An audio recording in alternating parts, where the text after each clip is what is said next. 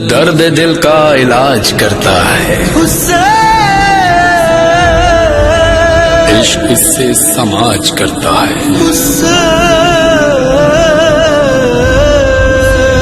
کربلا میں وہ کل اکیلا تھا آج ہر دل پہ راج کرتا ہے۔ اچھا، اس کے بعد جس وقت بھی مرثیہ، نوحہ یا مصائب خاص طور پر ہو رہے ہیں اس وقت کوئی ہنسی مذاق کی بات نہ کریں۔ علماء فرماتے ہیں کہ ہو سکتا ہے کہ اس عمل کی سخت سزا آپ کو مل جائے یا بہت بے برکتی آپ کے لیے ہو جائے، خاص طور پر اس وقت کوئی مرثیہ، نوحہ یا مصائب وغیرہ پڑھے جا رہے ہیں۔ پھر اگلا ادب یہ ہے کہ مجلس کو زیادہ طول نہ دیں کہ عزادار تھک جائیں، جیسے کہ ہمارے ہاں عام طور پہ ہوتا ہے۔ وقت کو ضائع کیے بغیر مجلس عزا سے آپ استفادہ کریں۔ آغا محسن قراتی نے بڑا اچھا جملہ کہا ہے کہ میری نظر میں رہبر معظم کی عزاداری کا طریقہ کار سب سے اچھا۔ وہ کہتے ہیں کہ 15 منٹ میں نماز جماعت پڑھاتے ہیں، مداحی اور سوز و سلام میں 15 منٹ لگتے ہیں، اس کے بعد فضائل، مصائب اور جو خطاب انہیں کرنا ہوتا ہے اس میں آدھا گھنٹہ لگتا ہے، نوحہ اور ماتم میں 15 منٹ لگتے ہیں، اور تعام اور تبرک میں 15 منٹ، ٹوٹل 90 منٹ کے اندر ایک بہترین مجلس عزا ہو جاتی ہے۔ اور اس کے اندر نماز جماعت بھی ہو گئی، مداحی، سوز و سلام، خطاب، فضائل، مصائب، نوحہ، ماتم، تبرک، سب کچھ ہو گیا، وقت ضائع نہیں ہوا۔ تو دیکھیے اس طرح سے ہمارے ہاں کیا ہوتا ہے کہ 4-4، 5-5، 6-6 گھنٹے پر مجالس محیط ہوتی ہیں، عزاداروں کو تھکا دیا جاتا ہے۔ اور اس کے بعد خواتین کی جو مجالس خاص طور پر ہوتی ہیں اس میں اس کے بعد رشتہ دار خواتین وہیں پر رک جاتی ہیں، پھر اس کے بعد گھنٹوں کے لیے مزید بیٹھتی ہیں، پھر غیبتوں کا سلسلہ شروع ہوتا ہے یا فضول قسم کی گفتگو وہاں پر شروع ہوتی ہے، اور اختتام تک نہ صرف یہ کہ اس مجلس کا پورا نشاط ختم ہو چکا ہوتا ہے بلکہ ان حرام کاموں کی وجہ سے اس کا سارا اثر بھی ان لوگوں کے لیے زائل ہو جاتا ہے کہ جو اس قسم کی چیزوں کا ارتکاب کرتے ہیں۔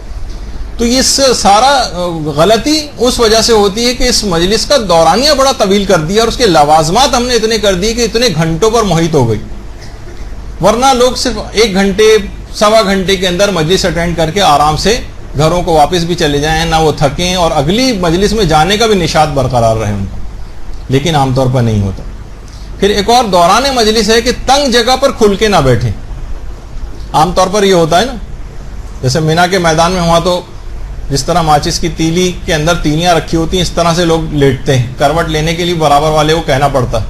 اکثر افراد جو پہلے حاجی ہوتے ہیں وہ سوچتے ہیں مینا میں کہ جتنی دور تک میں نے اپنی چادر بچھا دی ہے نا میرا ایریا ہے، لمبی سی، بھائی وہاں تو بیٹھنے کی بھی جگہ نہیں، اتنی لمبی چادر آپ نے کہاں بچھا دی؟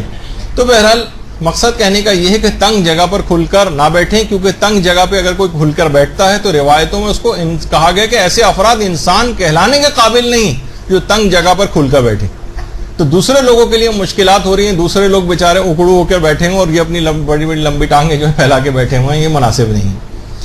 اچھا، پھر اس کے بعد دوران مجلس خاص طور پر ہمارے ہاں جو سوزخوانی ہوتی اس میں واضح لہجہ اختیار نہیں کیا جاتا اور الفاظ سمجھ میں نہیں آتے۔ میں تو کتنی دفعہ ایسی سوزخوانی سننے کی کوشش کرتا ہوں، سمجھنے کی کوشش کرتا ہوں کہ یہ کہہ کیا رہے ہیں اس کے اندر۔ ٹھیک ہے، وہ دقت ہوتی ہے، اس کا اسٹائل ایسا ہوتا ہے، اس کی جو لے ہوتی ہے وہ اس طرح کی ہوتی ہے، جو حزنیاں ہوتی ہے اور اس سے خود بخود ماحول کی وجہ سے رونا آتا ہے، لیکن زیادہ تر الفاظ لوگوں کے سمجھ میں نہیں آتے، اور جو بچے اور نوجوانوں نے تو شاید ایک جملہ بھی سمجھ میں نہیں آتا اس میں سے۔ تو اس کا خاص طور پر خیال کرنا چاہیے، واضح لہجہ، خوبصورت لہجہ، کانوں کو بھلا لگے۔ اور خواتین کو خاص طور پر میں کہوں گا کہ پتہ نہیں مردوں کی نقالی میں جہاں بہت ساری چیزوں کی نقالی ہو رہی ہے کہ جس طرح مرد گھروں سے باہر نکل رہے ہیں ہم بھی گھروں سے باہر نکلیں، جس طرح وہ کام کر رہے ہیں ہم بھی اس طرح سے کام کریں اور اپنے محاذ کو چھوڑ رہے ہیں۔ اسی طریقے سے خواتین نے مرثیے کے اندر بھی مردوں کے انداز اپنا لیے ہیں، مردوں جیسی آوازیں نکالنے لگی ہیں، اسی طرح مجالس بھی مردوں کی آواز میں پڑھنے لگی۔ بالکل غلط ہے، اپنی نسوانیت، اپنی آواز کو برقرار آپ رکھیے، اس کے ساتھ آپ جو ہے وہ مجالس یا سوزخوانی وغیرہ کریں۔ خود ہمارے چوتھے امام کے متعلق یہ جملہ مشہور ہے، اللہم صلی علی محمد و علی محمد،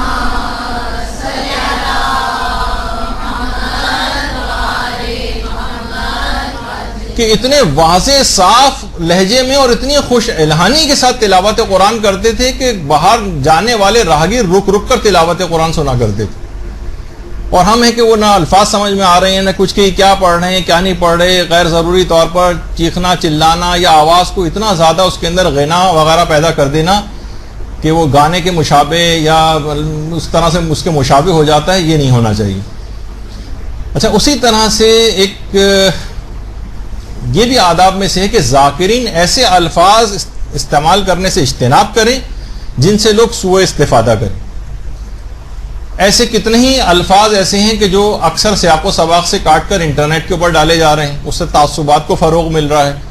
ہمیشہ الفاظ کے انتخاب میں ذاکر اور ذاکرہ کو آپ خاص طور پر یہ بات کہیں کہ وہ ایسے الفاظ استعمال کریں جس سے لوگ غلط مقصد لیں اور پھر کوئی تعصب کی راہ جو ہے وہ اس سے سازگار پیدا ہو۔ اور ذاکرین سے خاص طور پر یہ بات بھی کہیں کہ طویل مصائب نہ پڑھیں۔ خواتین ذاکرات میں چیز دیکھی گئی ہے خاص طور پر کہ 20 منٹ تو خیر نہیں، 25 منٹ آدھے گھنٹے کے بھی مصائب ہوتے ہیں کہ لوگ یعنی رو کر بھی تھک جاتے ہیں اور بار بار یہ سوچنے لگتے ہیں کہ کب مجلس ختم ہوگی، یہ تاثر نہ ہو کہ ان کے دماغ میں یہ چیز پیدا ہو جائے۔ تو مصائب کو مختصر رکھیں، جامع رکھیں، اور کہاں سے مصائب پڑھیں یہ تو خیر آج کا موضوع نہیں، ہماری جو منگل والی کلاس آئے گی اس کا موضوع ہوگا۔ تو بہرحال جو وہ ہے مصائب کو طویل جو ہے وہ نہ کریں۔ اسی طرح سے ذاکرین سے پہلے سے آپ بات کر کے رکھیں کہ سیرت معصومین کے ایسے پہلوؤں کو پیش کریں جو لوگوں کے لیے قابل عمل۔ مثلا ٹھیک ہے ائمہ کے معجزات بھی بیان کرنے چاہیے، کوئی حرج نہیں، لیکن اس سے لوگوں کے عمل کے لیے کوئی رغبت نہیں ہوتی۔ وہ کہتے ہیں امام ہی کر سکتے تھے، ہم تو یہ کام نہیں کر سکتے۔ تو امام کی سیرت کے علی الخصوص ان پہلوؤں کو ہائی لائٹ کرنا چاہیے جس سے لوگ خاص طور پر اس سے کوئی سبق حاصل کر سکیں، اپنی زندگی میں اس کو لا سکیں، ان خصوصیات کو، ان صفات کو پیدا کر سکیں کہ امام نے کیا تھا، ہمیں بھی ایسا ہی کام کرنا چاہیے، اس میں رغبت ہو اور ان کے لیے قابل عمل ہو۔ سیرت کے عام طور پر ایسے پہلو جو معجزاتی ہیں جس میں کوئی دوسرا کر ہی نہیں سکتا ہے معصوم کے علاوہ، ہم ایسے پہلوؤں کو زیادہ ہائی لائٹ کرتے ہیں، اس میں کرنے میں کوئی حرج نہیں ہے، امام کے لیے فضائل بیان کرنے چاہیے، لیکن صرف اور صرف انہی پر فوکس رکھنا اور ان پہلوؤں کو نظر انداز کر دینا جس سے لوگوں کو فائدہ پہنچے گا اور ان کو عمل اور ان کا کردار بہتر ہوگا، یہ عام طور پر اس سے غفلت برتی جاتی ہے جو اسے نہیں کرنا چاہیے، آداب کے خلاف ہے۔ اس کے علاوہ خاص طور پر مضامین عزاداری میں غلو اور تفویض، اس سے اجتناب کرنا ہے، یعنی کہ ایسا نہ ہو کہ ایسے الفاظ استعمال کریں جس سے ائمہ کو خدائی کے منصب پر لوگ فائز کر دیں، اس قسم کے الفاظ سے اجتناب کرنا چاہیے۔ اور انبیاء سے ائمہ کا ایسا موازنہ نہ کریں جیسے اکثر مجالس میں ہوتا ہے کہ اس سے انبیاء کی توہین ہوتی ہو، یعنی کبھی بھی پیغمبر کے سامنے ہم مثلا ان کی فضائل اس طرح سے بیان کریں کہ حضرت عیسیٰ کی توہین ہونے لگے، پیغمبر کبھی برداشت کریں گے اسے؟ ٹھیک ہے، یعنی فضیلت بیان کرنا ایک الگ چیز ہوتی ہے، لیکن اس طرح سے مصائب کے جس سے انبیاء کی توہین لازم آئے، یہ اکثر ذاکرین کا طریقہ کار ہوتا جا رہا۔ جیسے کہ میں نے آپ کو بتایا بھی تھا نا کہ حضرت زہرا کے متعلق بھی مثلا ایک ذاکر کا شاید پہلے میں نے قول نقل کیا تھا کہ جب حضرت زہرا آتی تھی تو پیغمبر اپنی رشت سے کھڑے ہو جاتے تھے، ظاہر ہے جو پلڑا ہلکا ہوتا ہے وہ اٹھ ہی جاتا ہے، ایک ذاکر نے یہ بھی کہا۔ تو اب آپ خود سوچیں نا، اس قسم کے الفاظ استعمال کرنا، اس میں تنبیہ کرنی چاہیے کہ آپ یہ کیا کہہ رہے ہیں، ایک کی فضیلت بیان کرتے ہیں دوسرے کی توہین و تنقیص کی طرف چلے گئے، نہیں ہونا چاہیے ایسا۔ اب تو اتنا وقت بھی نہیں ہونا کتنی مثالیں اور بیان کرتا۔ خیر، تو اب ایک اور ادب میں سے ہے کہ گریہ کرتے ہوئے مومنین کے چہروں کو نہ گھوریں۔ عام طور پہ آج کل یہ والا بھی ٹرینڈ ہو گیا ہے کہ لوگ گریہ کر رہے ہیں اور وہ بیٹھے ان کی شکل کو دیکھ رہے ہیں، ایسا نہیں ہونا چاہیے۔ اگلا ادب یہ ہے کہ گریے میں آواز کو بلند کرنے میں شرم محسوس نہ کریں، خجالت لوگ محسوس کرتے ہیں، خاموشی سے بیٹھے ہوئے ہیں۔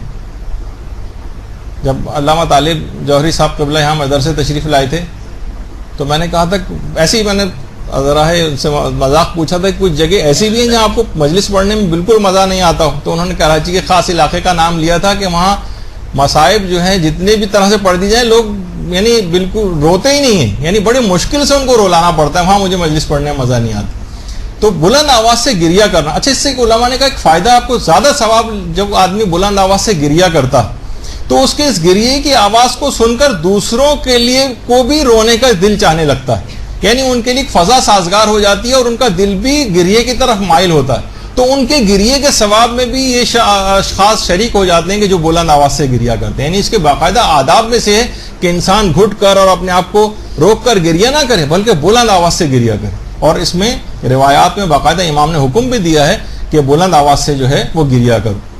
اور یہاں تک امام نے جملہ ارشاد فرمایا ہے جو کہ عام طور پر لوگ اس کو بھی ہضم نہیں کر پاتے. خود امام حسین علیہ الصلوۃ والسلام فرماتے ہیں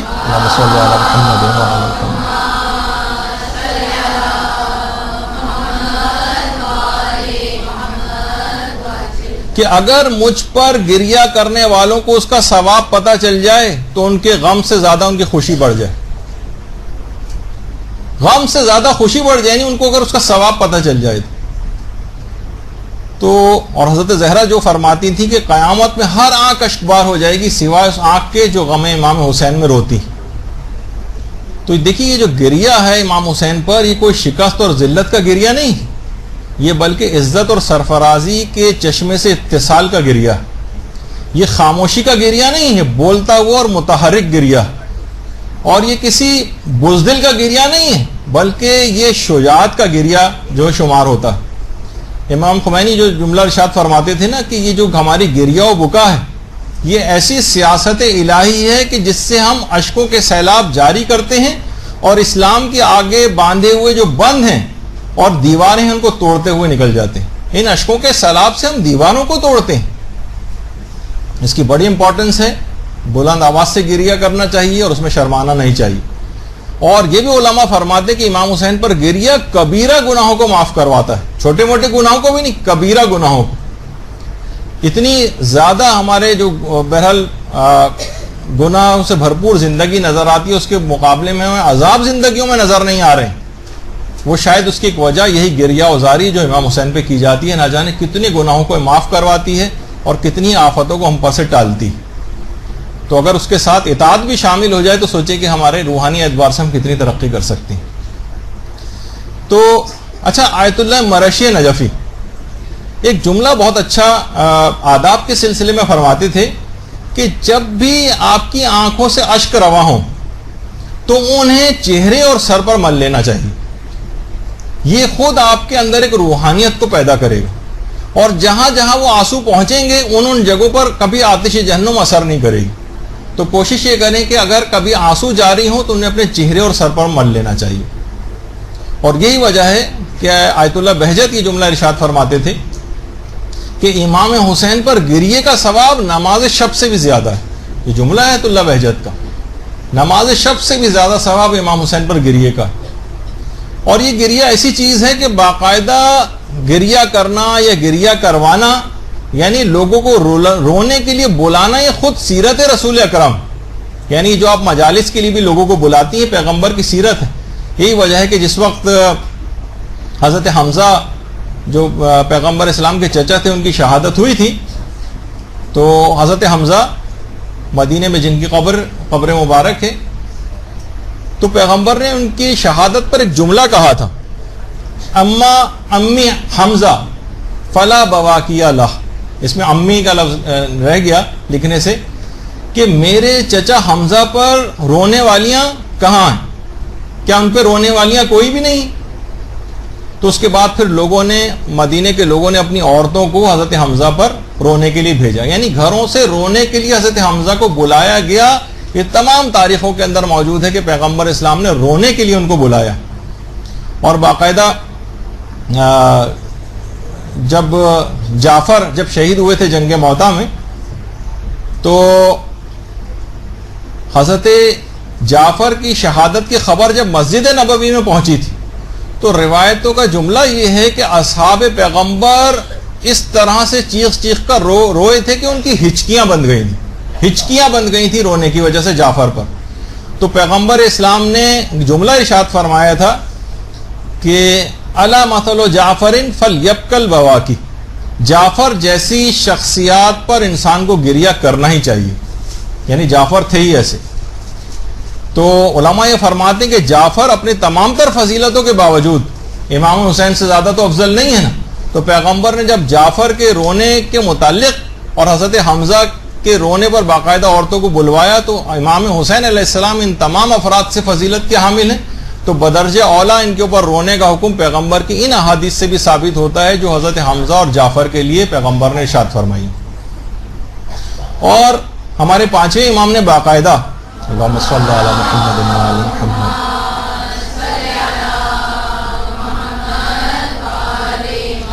مینا کے میدان میں مجلس اور گریہ کرنے کے لیے باقاعدہ 800 درہم کی وصیت کر کے گئے تھے. 800 درہم کہ یہاں پر گریہ و بکا اور مجلس اعضا کو میدان مینا میں جو ہے وہ قائم کیا جائے. اور چھٹے امام کا یہ ہے کہ خاص طور پہ جملہ کے بلند آواز سے گریہ کیا کرو، ان کا حکم بھی. اور یہی وجہ ہے کہ امام زمانہ علیہ السلام نے زیارت ناہیہ میں جو جملہ ارشاد فرمایا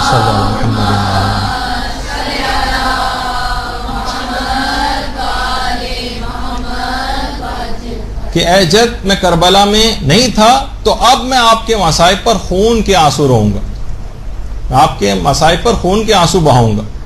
تو بہرحال اچھا تو بلند آواز سے گریہ کرنا چاہیے. پھر اگلا خاص طور پر ایک بہت ہی مجرب عمل ہے، یہ ذاتی طور پر میرا تجربہ شدہ ہے کہ جس وقت گریہ امام حسین کی مجلس میں آپ پر طاری ہو اور مجلس میں بھی بہت زیادہ گریہ وزاری ہو رہی ہو، تو اس وقت عین اس گریہ وزاری کی حالت میں اپنی کوئی خصوصی دعا مانگ لیں. وہ لازمی وہ خصوصی دعا ضرور قبول ہو جاتی ہے جس وقت گریہ وزاری کے عین اس وقت کہ جب کہ آپ کا بھی دل، آپ کی آنکھوں سے بھی آنسو جاری ہوں اور سامعین بھی سب لوگ چیخ چیخ کر گریہ کر رہے ہوں، اس وقت خاص طور پر کوئی اپنی مخصوص دعا مانگنا. شاید ہی کبھی بلکہ یاد نہیں پڑتا کہ کوئی دعا اس موقع پر کی گئی ہو اور اس کو قبول نہ ہوئی. بہت اہم چیز ہے، تو اس میں خاص طور پر دعا مانگنا یہ بڑا قبول کروانے والی چیز ہے. اچھا اگر کسی کو رونا نہ آئے تو حکم یہ ہے کہ پھر وہ رونے جیسی شکل بنائے. اچھا آج کل زیادہ تر افراد کے ساتھ، کچھ افراد، زیادہ تر تو کہنا غلط ہے، کچھ افراد یہ ٹرینڈ بڑھتا چلا جا رہا ہے کیونکہ حالات، واقعات، گھریلو ماحول بھی ایسے بعض گھروں میں نہیں رہے ہیں، ان کو رونا نہیں آتا ہے، وہ بیٹھے ہوئے بس رونے والوں کی شکلیں دیکھتے رہتے ہیں. تو یہ جو سنگدلی اور شقاوت ہے یہ بعض اوقات گناہوں کے سبب سے پیدا ہوتی. تو وہ افراد کہ جو اس طرح کی سنگدلی ان کے اندر پیدا ہو گئی ہو، کوئی شقاوت ان کے اندر آ گئی ہو، تو کچھ طریقہ کار علماء نے جو میں جلدی سے 1-2 منٹ کے اندر بتا دیتا ہوں کہ جو بتائے ہیں کہ جس پہ عمل کرنا شروع کریں تو ان کی سنگدلی دور ہو جائے گی اور آنکھوں سے اشک جاری ہو جائیں گے. یعنی دل کو جو اعمال نرم بناتے ہیں ان کے اندر ایک ہے تلاوت قرآن کرنا. جتنا انسان تلاوت قرآن کرتا جاتا ہے اتنا اس کا دل نرم ہوتا چلا جاتا ہے اور آنکھوں سے آنسو جاری ہوتے ہیں. علماء کی ہم نشینی، علماء کے ساتھ رہنا، گھر میں چلیں آپ کے لیے کہ آپ جو ہے علماء کے ساتھ اس طرح سے نہیں، لیکن آپ کتابوں کے ذریعے علماء سے ہم نشینی کر سکتی ہیں. ان کی کتابیں پڑھنا، مطالعہ کرنا، یہ دل کو نرم بناتی ہے اور آنکھوں سے گریے کا سبب بنتی. یتیم کے سر پر ہاتھ پھیرنا، یتیم کے سر پر ہاتھ پھیرنے کے عام طور پر لوگ اس کے صرف ہاتھ پھیرنا نہیں کہ ہم نے ہاتھ پھیر دیا، وہ بھی اپنی جگہ فضیلت کا حامل ہے، لیکن اس کے معنی ہے کفالت کرنا. کوئی یتیم ہو اس کے کفالت کریں، کسی اس کو پڑھانے لکھانے میں اس کی کوئی مدد کر دیں، اس کی فیسوں کو بھر دیں، اس کی اور چیزوں کا خرچہ اٹھا لیں. یہ خود دل کو نرم بناتا ہے کہ امیر المومنین جس طرح سے یتیموں کی کفالت کیا کرتے تھے، ان کی اپنی سیرت بھی اسی انداز سے. اچھا پھر اس کے بعد کثرت سے استغفار کرنا. اگر کوئی روزانہ ایک تسبیح بھی پڑھنا شروع کر دے استغفر اللہ ربی واتوب الیہ کی، تو اس کا دل نرم پڑنے لگے گا. کیونکہ استغفار کرنے سے، استغفار کو کہا جاتا ہے ربڑ کی طرح سے، ربڑ جس طریقے سے وہ آپ کے گناہوں کو مٹاتا چلا جاتا ہے، جتنے گناہ ہو استغفار کی ربڑ اس کو مٹاتی چلی جائے گی. اسی طرح سے کم کھانا، کم بولنا اور کم سونا یہ خود دل کو نرم بناتا ہے، اور زیادہ کھانا، زیادہ بولنا اور زیادہ سونا دل کو سخت کرتا ہے. تو اگر یہ 3 چیزیں میں انسان کمی کر دے، بولنے، کھانے اور سونے میں، تو اس کا دل نرم پڑتا ہے اور آنکھوں سے آنسو جلدی رواں ہوتے. اسی طریقے سے روزہ رکھنے سے دل نرم پڑتا ہے، حرام سے بچنے، اجتناب کرنے سے دل نرم پڑتا ہے، زیادہ مال جمع کرنے کی فکر میں نہ رہے اس سے دل نرم پڑتا ہے، اور حرام مال سے بھی اگر پرہیز کرے اس سے بھی دل نرم ہو جاتا ہے. اچھا اب رونا اگر کسی کو نہیں آ رہا ہے تو حکم ہے کہ رونے جیسی شکل بناؤ، اس پر بھی ثواب مرتب ہوتا ہے. وہ جو جملہ مشہور ہے نا کہ من بکا و ابکا و تباکا وجبت لہ الجنہ، جو احادیث کے اندر بھی یہ چیز آئی ہے. روئے یا مثلا رونے جیسی شکل بھی اگر بنا لے تب بھی اس کے اوپر جنت واجب ہو جاتی. تو اچھا، علامہ ذیشان نظر جوادی نے لکھا ہے کہ ایک جگہ پہ یہ پوری حدیث مجھے کہیں نہیں ملی، لیکن اپنی کتاب میں لکھا ہے انہوں نے کہ اگر کسی کے پاس حدیث ہو تو مجھے سامنے بیان کرے۔ بہرحال بحار الانوار کی 44ویں جلد کے اندر بالکل اسی طریقے سے حدیث لکھی ہوئی موجود ہے۔ تو رونے جیسی شکل بنانے پر بھی جو ہے وہ ثواب مرتب ہوتا ہے، اور باقاعدہ جملوں کے اندر یہ آیا ہے اعمالی شیخ صدوق میں بھی ہے کہ من تباکا فلہ الجنہ، جس نے رونے جیسی شکل بنائی اس پر بھی جنت واجب۔ اکثر یہ آج کل انٹرنیٹ پہ مخالفین حضرات یہ اس حدیث کو لکھ کر اور کہتے ہیں کہ شیعوں کے ہاں جو ہے اس کا مطلب ہے کہ ریاکاری کرنا یہ جائز، اس کو ریاکاری سمجھا جا رہا ہے۔ اچھا، علماء ہمارے یہ جواب دیتے ہیں کہ دیکھیے انسان کی فطرت ہے کہ آنسو جو ہے انسان کی پلکوں کی پیداوار نہیں، کہ ہلکے سے اشارہ کیا جائے اور ایک آنسوؤں کا سیلاب جو ہے جاری ہو جائے، نہیں، اس کے لیے شدت تاثر ضروری ہوتا ہے اور سازگار ماحول اور فضا کی جو ہے وہ ضرورت وہ پیش آتی ہے۔ اور بعض غم کے حالات دیکھیے اس طرح سے ہوتے ہیں کہ غم کے حالات ہیں لیکن آپ کی آنکھوں سے آنسو نہیں نکلتے، مثلا کسی پڑوسی کا انتقال ہو گیا، کسی اور کا انتقال ہو گیا جس سے آپ کا بظاہر کوئی قلبی جو تعلق نہیں ہے، تو آپ غمگین ہوں گے دلی اعتبار سے، موت کے اندر شریک ہوئے، لیکن آنکھوں سے آپ کے آنسو جاری نہیں ہوں گے۔ لیکن وہاں آپ کو اپنی شکل اس طرح سے آپ کو اپنی بناتے ہیں کہ آپ کی شکل سے اظہار ہوتا ہے کہ آپ کو افسوس ہو رہا ہے کہ اس کی موت کا، بس اسی کو تباکا جو ہے وہ کہا جاتا ہے کہ ایسی شکل بنانا، یعنی جب آنسو انسان کی ہمراہی نہ کر سکے تو اس وقت چہرہ جو ہے وہ قلبی تاثر کا عکاس بن جائے، اسی کو تباکی یا تباکا جو ہے وہ کہا جاتا ہے۔ تو پیغمبر نے ایک دفعہ اپنے انصار جس وقت تشریف فرما تھے تو پیغمبر نے سورہ زمر کی ایک آیت جو ہے وہ پڑھی تھی، وسیق الذین کفروا الی جہنم زمرا، کہ کافروں کو گروہ در گروہ جہنم کے اندر دھکیلا جائے گا۔ پیغمبر نے جب اس آیت کی تلاوت کی تو اصحاب گریہ کرنے لگے۔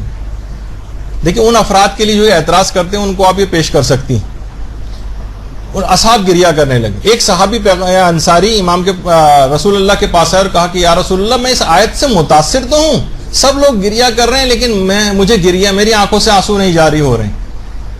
تو پیغمبر نے فرمایا کوئی حرج نہیں، باقاعدہ کنز العمال کے اندر یہ روایت موجود ہے، تو پیغمبر نے یہی کہا کہ من تباکا فلہ الجنہ، جو رونے جیسی شکل بھی بنائے اس کے لیے بھی جنت ہے۔ اس کا مطلب یہ ہوا کہ خود پیغمبر نے رونے جیسی شکل بنانے پر جنت کو واجب کیا۔ صرف ہمارے ہاں حدیث نہیں، دیگر موارد میں ان کے ہاں بھی یہ چیز پائی جاتی کہ جس وقت پیغمبر اسلام سورہ تکاثر کی تلاوت کر رہے تھے تو روایتوں میں ہے کہ پیغمبر نے اس کی تلاوت کرنے کے بعد کہا کہ من بکا فلہ الجنہ ومن تباکا فلہ الجنہ، جو ان آیتوں سے متاثر ہو کر روئے اس کے لیے بھی جنت واجب ہے، اور جو رونے جیسی شکل بنائے اس کے لیے بھی جنت واجب ہے، یعنی سورہ تکاثر پر کی تلاوت پر رونے جیسی شکل بنانے پہ بھی جنت واجب ہو رہی۔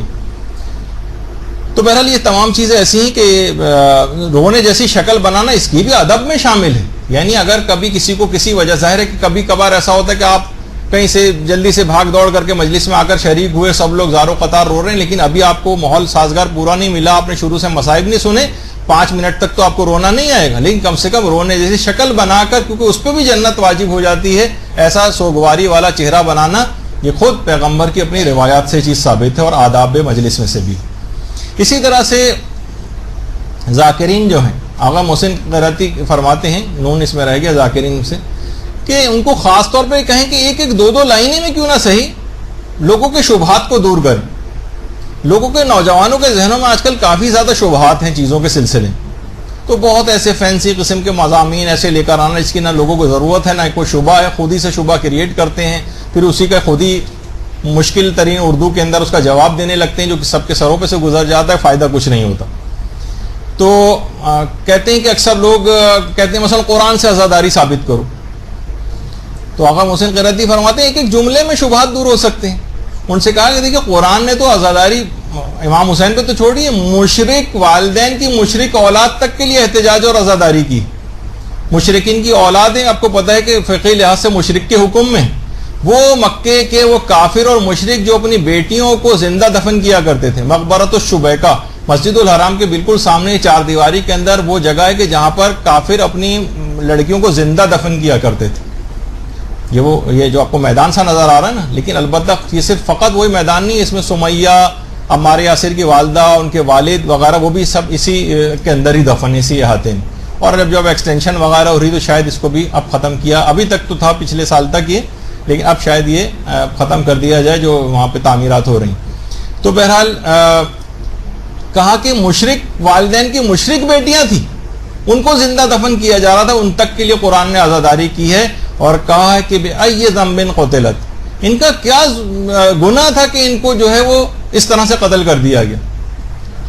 یعنی باقاعدہ وہ بچیوں کا کہا کہ ان کا کیا قصور تھا کہ انہیں اس طرح سے قتل کر دیا گیا اور ذبح کر دیا گیا یا ان کو زندہ دفن کر دیا گیا. تو باقاعدہ قرآن نے خود ان کے لیے نوحہ پڑھا ہے اور عزاداری کی. تو آپ امام حسین کے متعلق مثلا کیا کہتے ہیں؟ ایک جملے میں کہیے اور جو ہے وہ آگے بڑھ جائیے. تو اور یہی وجہ ہے کہ ہمارے ہاں مظلوم کی حمایت کا دیکھیے، چاہے وہ ہمارا ہم عقیدہ نہ بھی ہو لیکن مظلوم ہو. جیسے شام کے معاملے میں حزب اللہ نے جس طریقے سے جا کر اپنی جانیں بھی دیں، آپ کو پتہ ہے کہ وہاں پہ مشکل 3-4% بھی شیعہ نہیں ہوں گے شام میں، باقی ساری جو ہے وہ غیر شیعہ افراد کی اکثریت ہے. لیکن شام میں جا کے مومنین نے، کیونکہ مظلوم تھے شام والے، اور ان کے لیے اپنی جا کر انہوں نے جانیں دی ہیں باقاعدہ. تو ہمارے یہاں مظلوم کی حمایت ہے، چاہے وہ مظلوم کافر و مشرکی کیوں نہ ہو. اس کے لیے بہرحال صدائے احتجاج بلند کرنا یا ان کے لیے حزنیہ کلمات کہنا، اس میں کوئی مسئلہ نہیں. اور مثلا وہ لوگ کہتے ہیں کہ ایک جملے میں اس کا بھی کہا جا سکتا ہے کہ صرف ایک دو جملے سے بات واضح کر کے، تاکہ نوجوانوں کے دماغ میں بس وہ فٹ ہو جائے گی اور مجلس کا آپ نے بہت بڑا کام گویا اس کے اندر کر دیا. مثلا ہم غم کو صرف عاشورے کے دن ہی کیوں نہ منائیں، اتنا سارے دنوں میں 10 دنوں تک کرنے کی کیا ضرورت ہے؟ یعنی عقلی طور پہ ایک جملہ ان کو صرف کہیے اور ان کا شبہ جو ہے وہ دور کر دیں. کہ دیکھیے اگر مثلا وہ افراد کے جن سے آپ کو کوئی قلبی تعلق بھی نہیں ہوتا، جو مغربی قوم ہیں، وہ ان کے لیے اتنی عزاداری کرتی ہیں مثلا کہ 1 منٹ کے لیے خاموشی اختیار کرتی ہیں، ان کا اپنا طریقہ عزاداری کرنے کا، 1 منٹ کے لیے خاموشی اختیار کی کیونکہ کوئی قلبی تعلق بھی نہیں.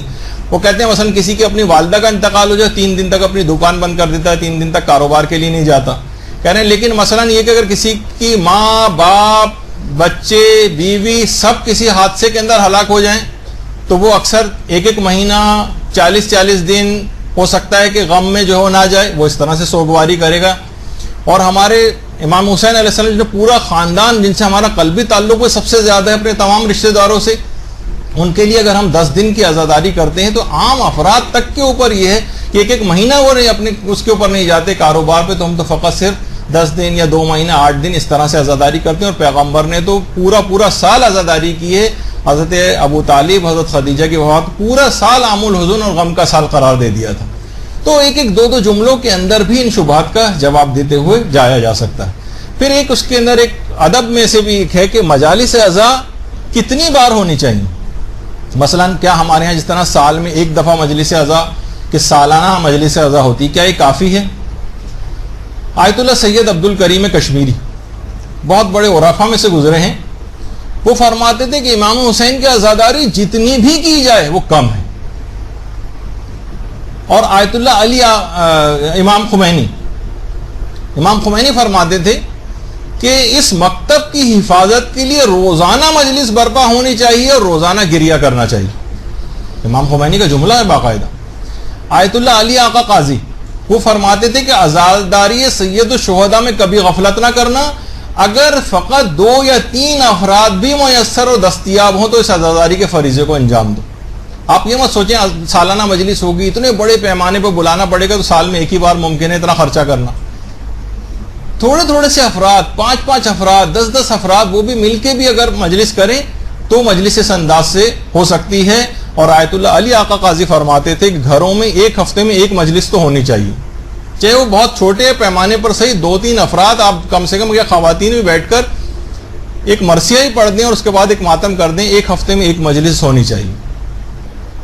تو بہرحال یہ سب چیزیں ایسی ہیں اور ضروری. اب تو اتنا دورہ ہو گیا، فینسی جتنی انسٹرومنٹ اور چیزیں جو آ گئی ہیں کہ آپ یہ بھی کر سکتی ہیں کہ مثلا انٹرنیٹ پہ کسی بھی ہر عالم کی وہ اویلیبل ہے مجلس، آپ مجلس لگائیں، سب لوگ بیٹھ کر سنیں اور اس کے بعد کوئی نوحہ وغیرہ پڑھ لیں اور اس طرح سے 1 ہفتے میں 1 مجلس. ایسی برکتیں آپ کے گھروں میں آپ نے جو 1 سال تک کا ٹائم دے دیا ہے نا، اس کی وجہ سے بھی بہت ساری چیزیں، یعنی برکت فقط سال میں 1 دن ایسا آتا ہے جس میں اس طرح کی برکتیں ہوں. اگر ہفتے وارہ ایسا ہو جائے تو کتنے پرابلم گھروں کے سالو ہو جائیں. اور آیت اللہ بہجت یہ جملہ ارشاد فرماتے تھے کہ مستحبات میں سے کوئی بھی عمل سید الشہداء پر گریے سے زیادہ افضل نہیں. کہنے جتنے بھی مصائب جتنے بھی مستحبات ہیں ان میں سے کوئی بھی عمل ثواب میں مصائب سید الشہداء کے بیان کرنے سے زیادہ اور گریہ کرنے سے زیادہ افضل نہیں. تو اس کو گھروں میں کم سے کم ایک ہفتے میں ایک بار اس طرح سے اگر کیا جائے. اور علماء یہ بات بھی بیان فرماتے ہیں کہ عزاداری کو فقط ایام اعضاء تک محدود نہ کریں. یقیناً محرم میں اس کی اہمیت اور زیادہ بڑھ جاتی ہے، لیکن عام دنوں میں بھی مجالس جو ہیں مومنین اس کو برپا کریں، اپنے رشتہ داروں کو بلائیں. ایک محرم سے دوسرے محرم کے درمیان اتنا زیادہ گیپ آ جاتا ہے، تقریباً 9-10 مہینے کا تقریباً گیپ، کہ پچھلی تبلیغ اگر باقاعدہ تبلیغ کی بھی گئی ہے تو وہ اس کے اثرات یا تو زائل ہو جاتے ہیں، بہت کم ہو جاتے ہیں. اتنا زیادہ بیچ میں گیپ آ جاتا ہے تاکہ وہ تسلسل برقرار رہے اور لوگ اس انداز سے اس میں تبلیغی عمل کو انجام دیتے جائیں تو وہ گیپ نہیں آئے گا اور لوگ تبدیل ہوں گے. اچھا، اب اختتام مجلس کے اعتبار سے کچھ چیزوں کا خیال کرنا ہے. اس میں یہ کہ جس وقت ادب میں سے کہ جس وقت مجلس ختم ہو تو اس مجلس اعضاء کا ثواب مرحومین کے نام یا امام زمانہ کو ہدیہ کریں اور ان تمام مومنین کو بھی ہدیہ کریں. اللہم صلی علی محمد وعلی محمد.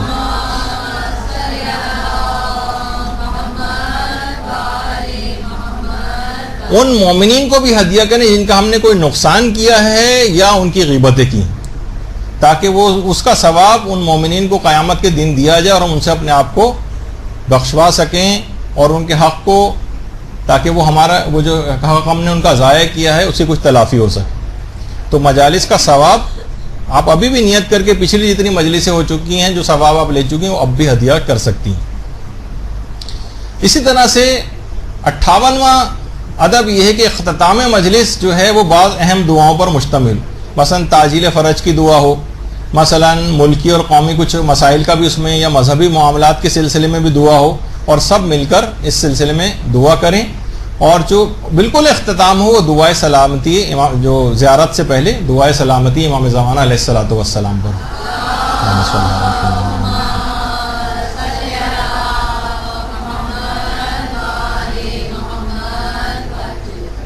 اچھا، جس وقت مجلس سے باہر نکلتے وقت شریعت کے خاص طور پہ خیال کریں. دیگر لوگوں کے جوتوں کو کچلتے ہوئے نہ جائیں، ان کے جوتوں کو خراب نہ کریں، اور بھی جو اس قسم کی باتیں ہیں ان کا خیال رکھیں جن کو بھی وقت نہیں بچا. نوحہ پڑھا جائے. اور دیکھیے پیغمبر اسلام نے حضرت ابو طالب علیہ الصلوۃ والسلام کے انتقال پر نوحہ پڑھا تھا.